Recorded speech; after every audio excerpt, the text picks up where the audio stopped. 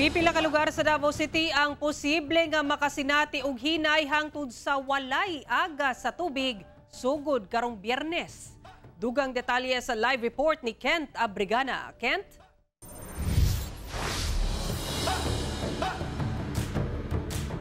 Sara, ubay-ubay na ka mga konsumante ang nagsugod na og tigom og tubig dinhi sa Agdao, Davao City. Gumikan sa posibleng water interruption sugod Biyernes. Sayo nga ng laba og mga sinina si Flora nga taga Agdao, Davao City.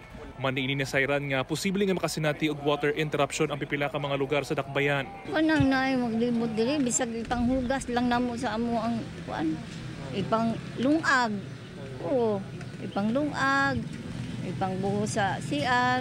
Kini human gianunsyo sa Davao City Water District nga posibleng hinay ngadto sa walay aga sa tubig ang masinati sa pipila ka lugar sa dakbayan sugod March 1 kutob 3.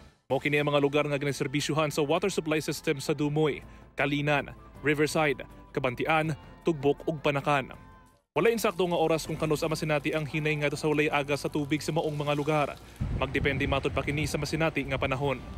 This is just an advisory reminding our customers na kung pwede sila magpondo og tubig in clean and covered containers because based sa forecast na nakita nato on those days na ay posible na mahitabo na prolonged and heavy rains. Gipasabot sa DCWD nga ang mga pag-ulan sa dakbayan, ilabi pa nga adunay low pressure area duol sa Mindanao karong semanaha.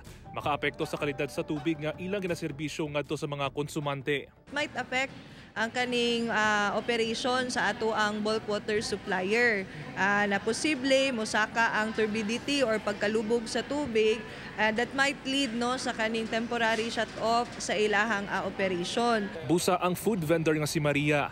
Nabalaka tungod matag adlaw, ana daw sa 4 ka drum sa tubig ang ilang ginakonsumo. Isa lang ka adlaw unta ang walay agas, di ba? Para maka-produce mo ang uban ba og kami lang daghan gud min kuan mo gamitay pod ana. Mas lalo kami daghan kay mi og lutuon, hugason na. Naginatusab ang tagdumala sa usa ka laundry shop nga si Gina nga dili madayon ang posibleng water interruption aron dili malugi. Magbase ra pa mi sa tangke kung walay agas, wala sara. Benta mo agas o gabi kay nakapundo may tangke.